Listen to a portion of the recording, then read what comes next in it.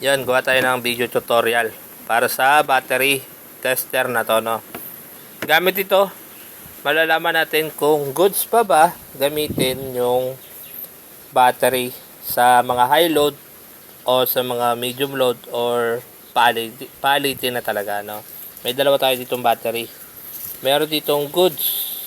Alamin natin kung goods siya sa high load,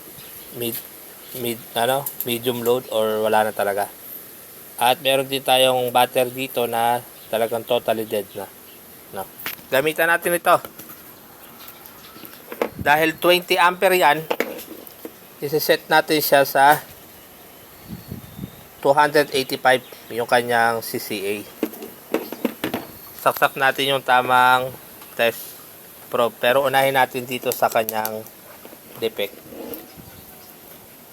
Negative sa negative, positive sa positive. Yan, nakaset tayo sa gel type. I-enter natin yan. Nakaset sa 285. Enter natin. Nakaset tayo sa CCA. Yan. Pag ganyan nag-error, ayusin lang natin ang kapit.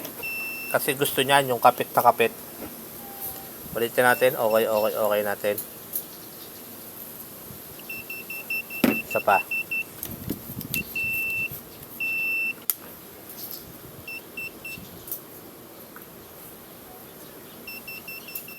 Okay, ayaw pa rin. Pag ganyan nag-error na talaga, palitin na talaga yan.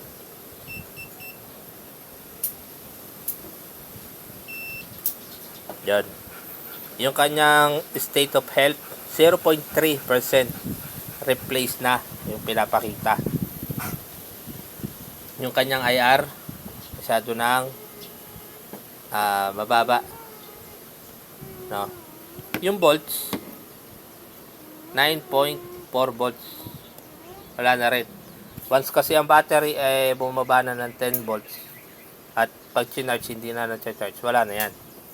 Yung kanyang EDC, yung kanyang yung spark test, 11. So 11 nasa around na siya, 1 amp hour pababa na. So ito wala na talaga. Doon tayo sa medyo goods pa.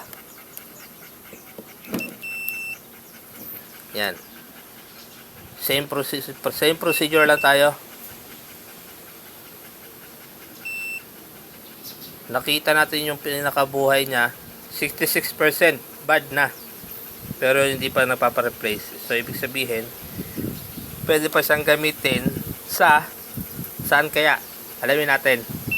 Yung kanyang battery voltage 12.8, 100%. Yung kanyang spark test 190. Saan kaya siya malapit?